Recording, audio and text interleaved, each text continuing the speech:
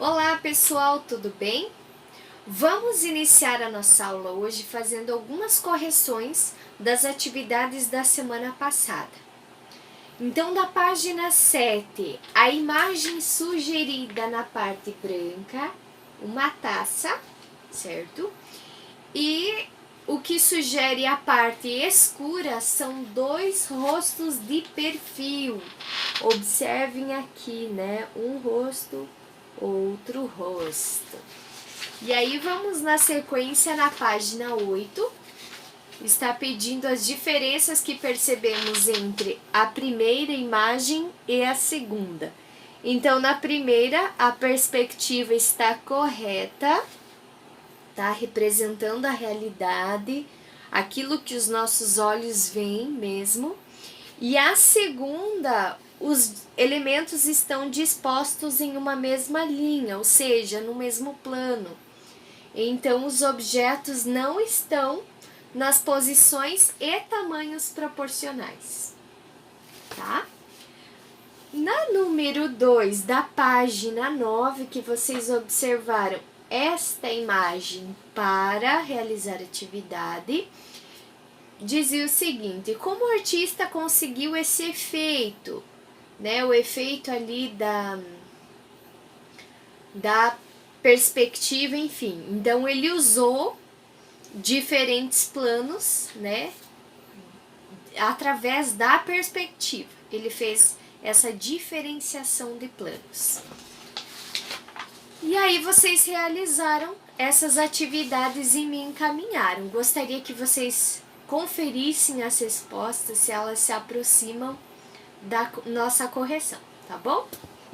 Então, hoje a nossa atividade será referente à página 10, 11 e 12. Na página 10, nós vamos falar um pouco sobre os mosaicos mouros.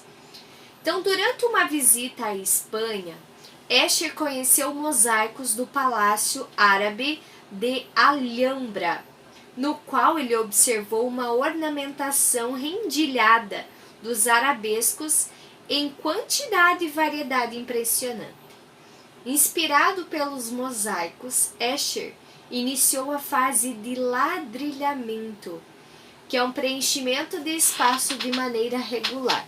Olha só, aqui são alguns exemplos, né?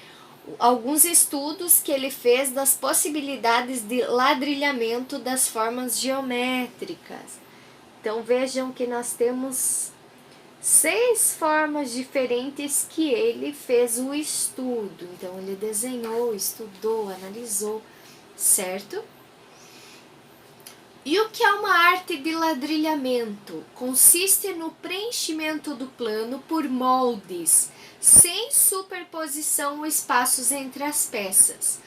Às vezes, a gente encontra uma forma de ladrilhamento em calçadas.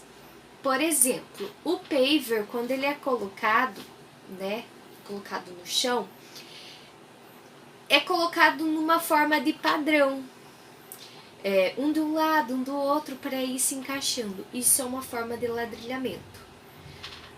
Grandes cidades, existem outro tipo de calçada, que não são as quadradinhas. A nossa parece um joguinho de xadrez, né? Todos quadradinhos. Claro que não está pintado um preto e um branco. Mas, por exemplo, Curitiba ou outras cidades possuem ladrilhamentos que vão fazendo um formato mais ou menos como esse último aqui, ó. E ele está pintado, né, de branco, preto e um cinza. E alguns fazem uns desenhos, que essa pintura ele usa para representar um desenho, que vai ser uma atividade que nós vamos fazer hoje. Então, observe lá na página 11. Eu já fiz um pouquinho para mostrar para vocês. Então, lá diz o seguinte: experimente fazer o ladrilhamento preenchendo os quadros, criando um padrão de cores. Então, você não vai simplesmente, vou pintar assim, assim, pintei tudo. Não, você vai escolher algumas cores e vai montar um padrão para fazer essa pintura. Eu escolhi nesse primeiro, vamos ver se a gente enxerga bem de pertinho. Ó, o amarelo, azul, um vermelho e um roxo. Ó, eu mantive esse padrão, né? Ó, o roxinho, o amarelo, roxinho e amarelo. E aqui eu inverti, amarelo, roxinho, roxinho. E aqui azul, vermelho, azul, mantive. Já no de baixo, eu comecei fazendo essa linha aqui, ó. E aí, criei outra. Claro, se eu fosse continuar em cima do laranja, seria qual? O azul. E assim por diante. Vocês vão ver no videozinho que a prof faz só essa parte. Vocês darão sequência no... A prof chamou de malha isso aqui. Vocês vão dar sequência nessa malha, tá? Aqui eu só fiz um exemplo. E aqui eu escolhi também algumas cores e intercalei. Vocês podem criar desenhos? Pode formar uma flor e continuar pintando formando flores? Pode, desde que mantenha um padrão, certo? Então essa é a atividade que vocês vão me enviar foto. E aí nós vamos trabalhar mais um pedacinho da nossa apostila, que é o pedacinho da página 12, criando ladrilhos. Escher se aperfeiçoou na técnica do ladrilhamento, criando figuras muito complexas. Ele substituiu, então, formas geométricas por imagens realísticas e conseguiu transformá-la em padrões que se encaixavam perfeitamente.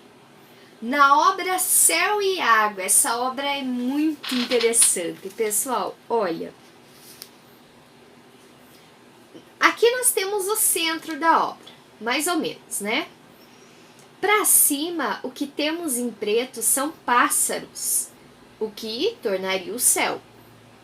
Para baixo, o que fica em branco, em cinza, são peixes, o que formaria a água, o mar, a água, enfim.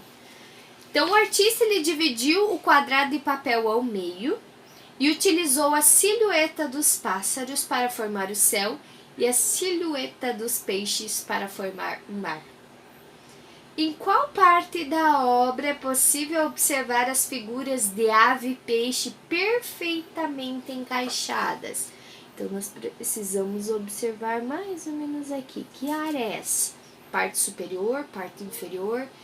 É o centro da obra? Vale pensar. Então, pessoal, a nossa aula hoje é bem breve. Na sequência, eu mostro passo a passo como eu fiz a pintura, parte da minha atividade da página 11, que vocês vão realizar. E ficamos por aqui. Aguardo a foto de vocês, tá bom? Um beijo!